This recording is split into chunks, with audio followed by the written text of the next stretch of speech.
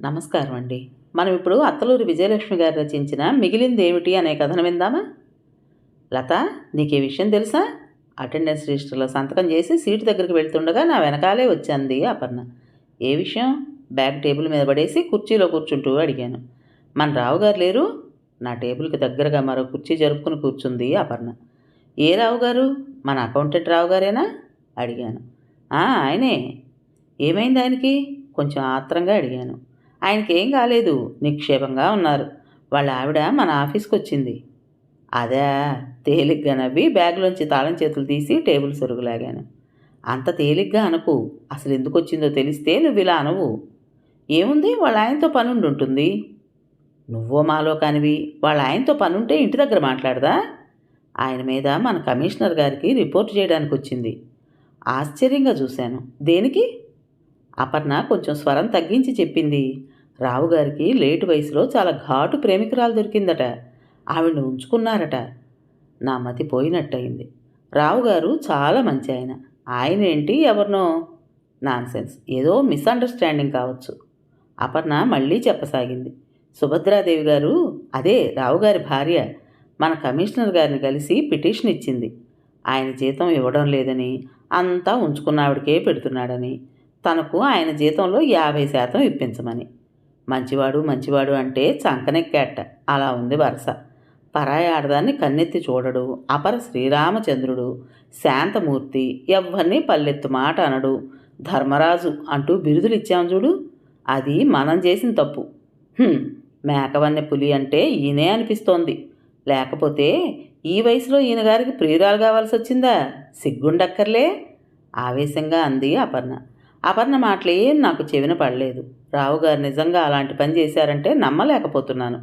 ఆయన అంత మంచి మనిషి మా ఆఫీసులో మరొకరు లేరు. 5 ఏళ్ల నుంచి నేను రావుగారి దగ్గరే పనిచేస్తున్నాను. ఆయన మంచి మనసు, ఉదార స్వభావం, సహనం చాలా తక్కువ మందిలో చూడగలం.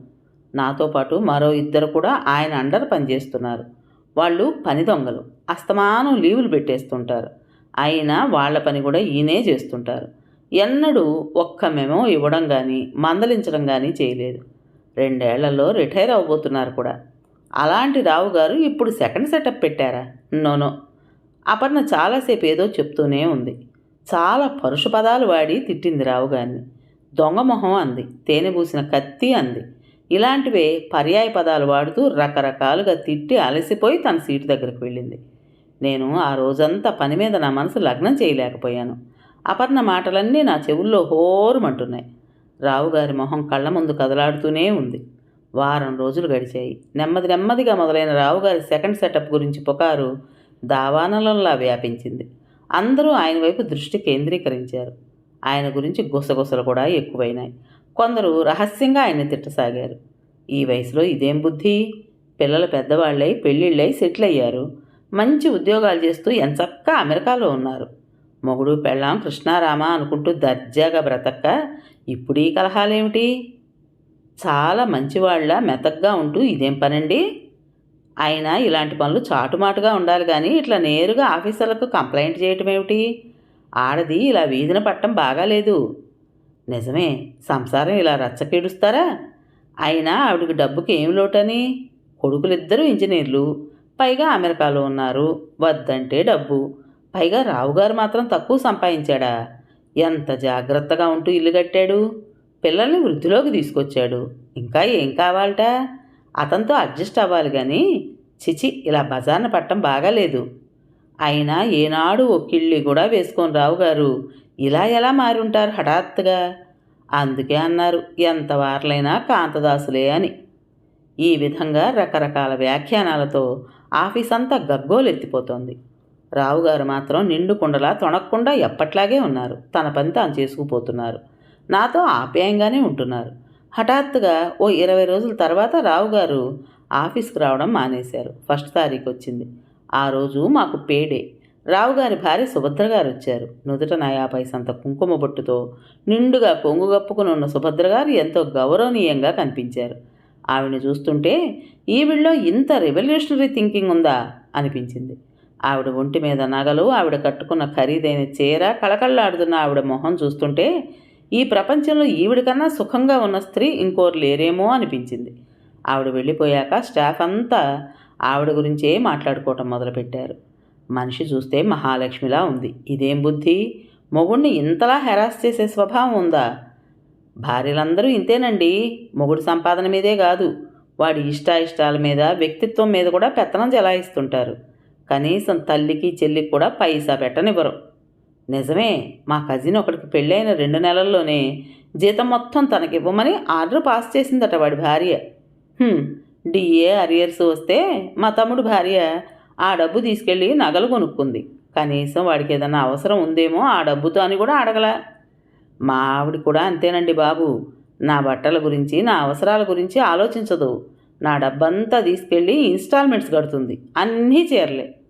ఇలా మా మేల్ స్టాఫ్ మధ్య సాగుతున్న సంభాషణ చాలాసేపు ఓ చర్చగా సాగిపోయింది. కొంతకాలం గడిచింది. రావుగారు లాంగ్ లీవ్ పెట్టారు. రెండో ఆవిడ దగ్గరే ఉంటున్నారట. సుభద్రాదేవి గారు ఇంకో పిటిషన్ పెట్టింది. రిటైర్మెంట్ బెనిఫిట్స్లో 50% తనకిప్పించాల్సిందని. కోర్టు ఆర్డర్ లేకుండా మా కమిషనర్ గారు అలా ఎలా 50% జీతం ఇస్తున్నారో ఆవిడికి అనుకున్నాను. రావుగారు తలుచుకుంటే కమిషనర్ గారికి వ్యతిరేకంగా కోర్టుకు వెళ్ళొచ్చు. కానీ అలా వెళ్ళకపోవడం ఆయన సంస్కారం. ఓ రోజు రావుగారు నాకు మార్కెట్లో కనిపించారు. పక్కనే ఓ నడివయసు స్త్రీ ఉంది. ఆవిడ చాలా హుందాగా ఉంది. మొహం ప్రశాంతంగా చిరునవ్వులు చిందిస్తూ ఉంది. నన్ను చూడగానే రావుగారు చాలా ఆప్యాయంగా పలకరించారు. పక్కన ఉన్న ఆవిడని పరిచయం చేశారు. ఈమె రమాదేవి, నా చిన్ననాటి స్నేహితురాలు. నేను అప్రయత్నంగా నమస్కరించాను. ఆవిడ చిరునవ్వుతో పలకరించింది. నీ పేరేంటమ్మా అంటూ. ఈ అమ్మాయి లత, నా అసిస్టెంటు, చాలా మంచి అమ్మాయి చెప్పారు రావుగారు.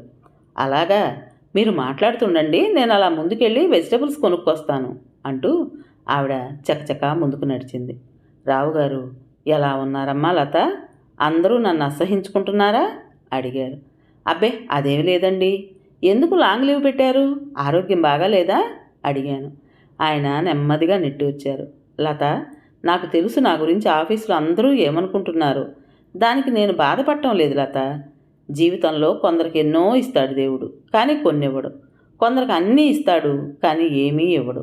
ఇదో రకం వేదాంతం. కంగారు పడకు. నాకు మంచి ఉద్యోగం, మంచి భార్య, ముత్యాల లాంటి పిల్లలు, ప్రశాంతమైన జీవితం ఇచ్చాడు. కానీ రమని దూరం చేశాడు. తనకి అంతే. కావలసినంత డబ్బు, మంచి ఉద్యోగం, కారు, ఫోను అన్నీ ఇచ్చాడు. కానీ తన అనే ఆత్మీయుల్ని ఇవ్వలేదు. రమాదేవి నా చిన్ననాటి స్నేహితురాలు. దాదాపు పియూసీ దాకా కలిసి చదువుకున్నాం. తర్వాత వాళ్ళ నాన్నగారికి ట్రాన్స్ఫర్ అవడంతో రమాదేవి చాలా దూరం వెళ్ళింది. ఆమె వెళ్ళాక కానీ తెలియలేదు ఆమె అంటే నాకు ఇష్టమని. ఆమె లేని లోటు తెలిసాక ఏం చేయలేకపోయాను. తర్వాత నేను జీవితంలో సెటిల్ అయ్యాను. తను ఏం చేస్తోందో, ఎక్కడుందో తెలియలేదు. ఇప్పుడు ఎలా కలిశారు? కుతూహలంగా అడిగాను. రమ నాకన్నా ఎక్కువ చదువుకుని కాంపిటేటివ్ ఎగ్జామ్స్ రాసి మంచి ఉద్యోగం సంపాదించింది. ఆంధ్రా బ్యాంక్ మేనేజర్గా ప్రమోట్ అయ్యి ఈ మధ్యే, అంటే ఏడాది క్రితం హైదరాబాద్కి వచ్చింది. పాపం ఒంటరిది. వాళ్ళ నాన్నగారు హఠాత్తుగా పోవడంతో బాధ్యతల మీద పడి తమ్ముళ్లను, చెల్లెళ్లను వృద్ధిలోకి తీసుకొచ్చే బాధ్యత తీసుకుంది. ఫలితంగా ఆమె ఒంటరిగా మిగిలిపోయింది. ఈ ఊరు రాగానే నా అడ్రస్ వెతుక్కుంటూ కలిసింది. ఇంతకాలానికి కలిసిన నా ఆత్మీయురాలతో రోజు ఓ గంట కూర్చుని మాట్లాడటం తప్ప? రమాదేవి మా ఇంటికి వచ్చిన దగ్గర నుంచి మా ఆవిడ ఇంటిని ఓ నరకంలా చేసింది. ప్రతి క్షణం నన్ను మానసికంగా చిత్రవద చేసింది. దానికి కారణం, ఇంతకాలం నేను నా అస్తిత్వాన్ని, వ్యక్తిత్వాన్ని అటకెక్కించి భార్యాపిల్లల కోసం బ్రతికాను కదా. ఓ స్నేహితుడి దగ్గరకు కానీ, ఓ క్లబ్కు కానీ, కనీసం సుభద్రకు తెలియకుండా సినిమాకు కానీ వెళ్ళనివాడిని. హఠాత్తుగా రమాదేవి లాంటి స్త్రీతో కబుర్లు చెప్పడం, ఆమె నా ఆత్మీయురాలు అనడం నా భార్య జీర్ణించుకోలేకపోయింది. ప్రతిరోజు ఆమెను కలవకూడదని శాసించడం, ఆమె దగ్గరకు వెళ్తే గొడవ చేయటం. నిజం చెప్పనా, ఇన్ని సంవత్సరాలు నా జీవితం గడిచిపోయాక నేను కోల్పోయిందేమిటో నాకు అర్థమైంది.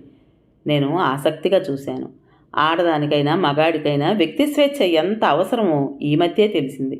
ఓ ఆదర్శప్రాయుడైన భర్తగా నా భార్యని, పిల్లల్ని ఎంతో అపురూపంగా చూసుకున్నాను. ఇల్లు, నగలు, బ్యాంక్ బ్యాలెన్సు ఇచ్చాను. నా పిల్లల్ని ప్రయోజకులను చేశాను. నా ఇష్టాలు వాళ్ళ ఇష్టాలుగా, నా బ్రతుకు వాళ్ళ కోసమే అన్నట్లుగా బ్రతికాను. అందుకే వాళ్ళ దృష్టిలో మంచివాణ్ణి అయ్యాను. నువ్వు చెప్పు లత, మనిషికి ఆత్మీయులు ఉండకూడదా? నేనేం మాట్లాడలేదు. మౌనంగా ఆయన చెప్పేది వింటున్నాను. ఎంతో సౌమ్యంగా, మితభాషిగా ఉండే రావుగారు ఈరోజు ఎక్కువగా మాట్లాడుతున్నారు. ఆయన గుండెల్లో అణిగి ఉన్న ఎన్నో భావాలు ఈరోజు రెక్కలొచ్చి ఎగురుతున్నట్టుగా ఎంతో భావోద్రేకంతో మాట్లాడుతున్నారు. లత, నేను తాగుబోతును కాదు, తిరుగుబోతును కాదు, శాడిస్ట్ను కాదు. మీరంతా గొంతు చించుకుని ఉపన్యాసాల ద్వారా పొందాలనుకునే స్వేచ్ఛని నేను నా భార్యకి ఏనాడో ఇచ్చాను. ఆమె ఇష్టాలకు నేనెన్నడూ అడ్డు తగలలేదు. ఎప్పుడూ నేను ఆమెని నాకు ఇది కావాలని ఏదీ అడగలేదు. అసలు నాకేం కావాలో నాకు తెలియలేదు. కానీ రమాదేవి తిరిగి నా జీవితంలోకి వచ్చాక తెలిసింది నేనేం పోగొట్టుకున్నానో, తిరిగి ఏం పొందానో. అదే ఆత్మీయత. బాధ్యతలకు, బంధాలకు, డబ్బుతో కూడిన లావాదేవీలకు అతీతమైన ఓ స్నేహం. నేను ఆ స్నేహం, ఆత్మీయత పొందాలంటే నాకు స్వేచ్ఛ కావాలి.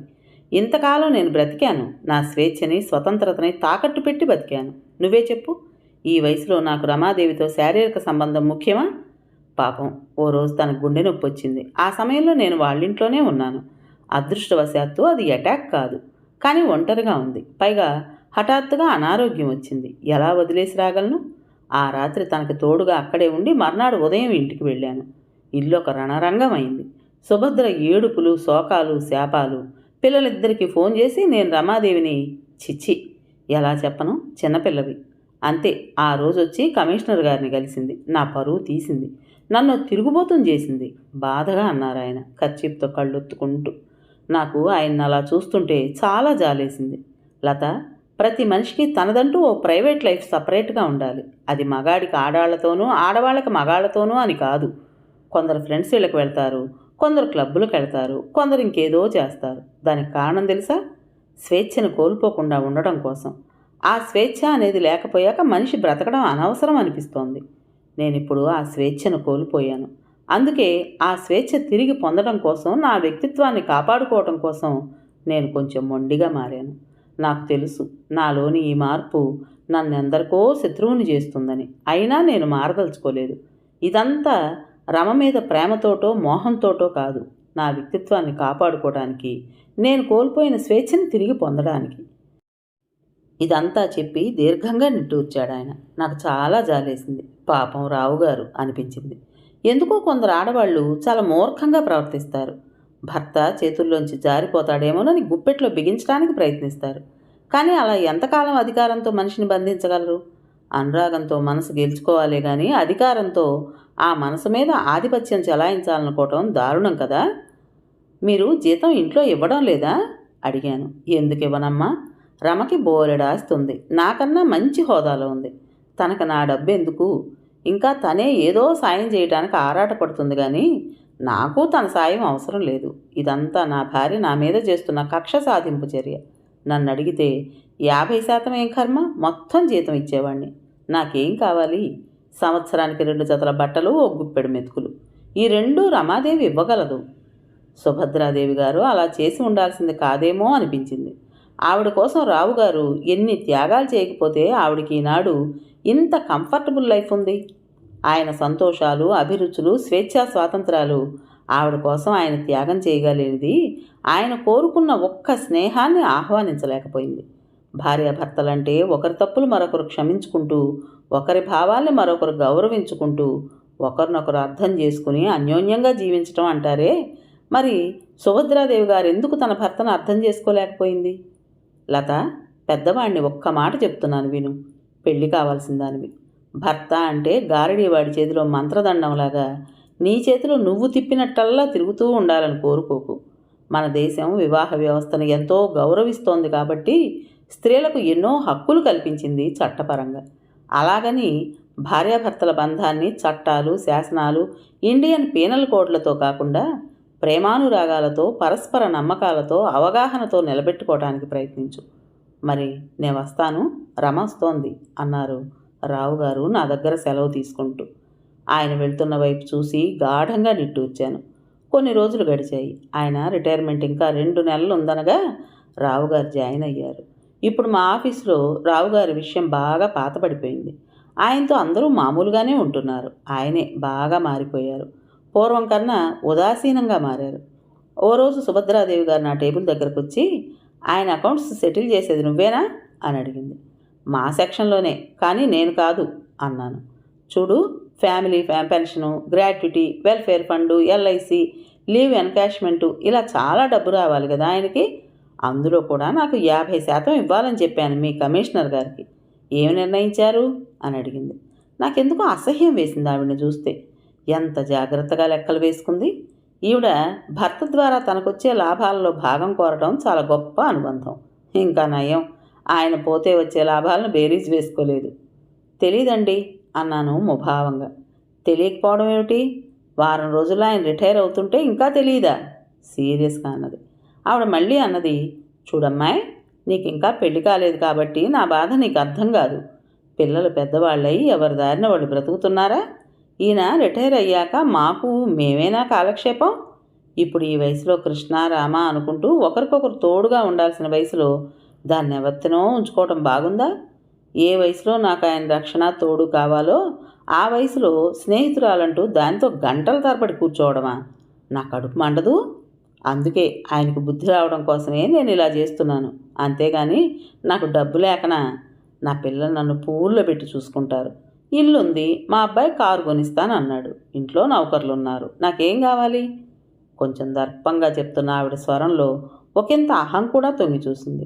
నా ఇల్లు, నా పిల్లలు, ఈ 2 పదాలు ఆవిడ నోటి నుంచి వింటుంటే చాలా వెగటుగా అనిపించాయి. రావుగారు ఎంతో కష్టపడి చాలా ఎకనామికల్గా జీవించి డబ్బు కూడబెట్టి ఇల్లు కట్టించారు. ఆయన హౌస్ బిల్డింగ్ అడ్వాన్స్ రికవరీ ఇటీవలే పూర్తయింది. పిల్లల్ని వృద్ధిలోకి తీసుకురావడంలో కూడా ఆయన కృషి కనిపిస్తూ ఉంటుంది. అయితే ఆయనకి రెండింటిలోనూ ఏమీ సంబంధం లేనట్టు ఆవిడ నాది అన్న స్వార్థపూరిత ప్రయోజనం ఆశించడం అంత మంచిది కాదనిపించింది. రావుగారు ఇవన్నీ అమర్చడం ఆయన బాధ్యతగా, అనుభవించడం తన హక్కుగా భావించే ఓ సగటు స్త్రీ సుభద్రాదేవి. ఆ రోజే రావుగారు రిటైర్ అయ్యేది. ఆ సాయంత్రం ఫేర్వెల్ పార్టీ ఏర్పాటు చేశారు. పార్టీకి సుభద్రాదేవి గారు రాలేదు, రమాదేవి గారు వచ్చారు. తన స్నేహితురాలిగా పరిచయం చేశారు రావుగారు. కమిషనర్ గారు ఆవిడని చాలా మర్యాదపూర్వకంగా రిసీవ్ చేసుకున్నారు. కమిషనర్ గారు, జిఎం గారు, ఇతర ఆఫీసర్లు రావుగారి నిజాయితీని, మేధస్సుని ఎంతో శ్లాఘించారు. కొందరు స్టాఫ్ కూడా ఆయన మంచితనాన్ని పొగిడారు. రమాదేవి గారిని ముఖ్య అతిథిగా భావించి 2 ముక్కలు మాట్లాడమన్నారు. రావుగారితో తనకున్న అనుబంధం గురించి, ఆయన మంచితనం గురించి ఎంతో హుందాగా వివరించారు. పూలదండలతో సత్కరించారు ఇద్దరిని. కమిషనర్ గారు డ్రైవర్ని పిలిచి రావుగారిని ఇంటి దగ్గర దింపిరమ్మని చెప్పారు. డ్రైవర్ కొంచెం సందేహంగా చూశాడు. ఈ మధ్య రావుగారు ఇంటి దగ్గర ఉండడం లేదని అందరికీ తెలుసు. రావుగారు డ్రైవర్ సందేహాన్ని గమనించి చిరునవ్వుతో అన్నారు, రమాదేవి గారింటి దగ్గర దింపు నన్ను. పూలదండలు ఒళ్ళో పెట్టుకుని మెమంటోలు చేతుల్లో పట్టుకుని పక్కపక్కనే కూర్చున్న వాళ్ళిద్దరూ నూతన వధూవరుల్లా అనిపించారు. రిటైర్మెంట్ తర్వాత కొత్త జీవితం ప్రారంభం అవుతుందంటారు. ఆ కొత్త జీవితం రావుగారికి రమాదేవి గారితో ప్రారంభం అవుతుందా? మరి సుభద్రాదేవి గారు? ఆవిడికి రావుగారి ఆస్తిలో రిటైర్మెంట్ బెనిఫిట్స్లో 50% మిగిలిందన్నమాట. వైవాహిక జీవితాలు విచ్ఛిన్నం అవడానికి కేవలం మగవాళ్ల అహంకారమే కాదు, ఆడవాళ్ల స్వార్థం కూడా కారణం అనిపించింది. కథ పేరు మిగిలిందేమిటి? రచించిన వారు అత్తలూరి విజయలక్ష్మి గారు. విన్నారు కదండి. మరి ఈ కథ మీకు నచ్చిందా? నచ్చినట్టయితే లైక్ చేసి మరో నలుగురికి షేర్ చేయండి. అలాగే ఈ కథ పైన మీ విలువైన అభిప్రాయాన్ని కామెంట్ బాక్స్లో తప్పకుండా తెలియజేస్తారు కదా.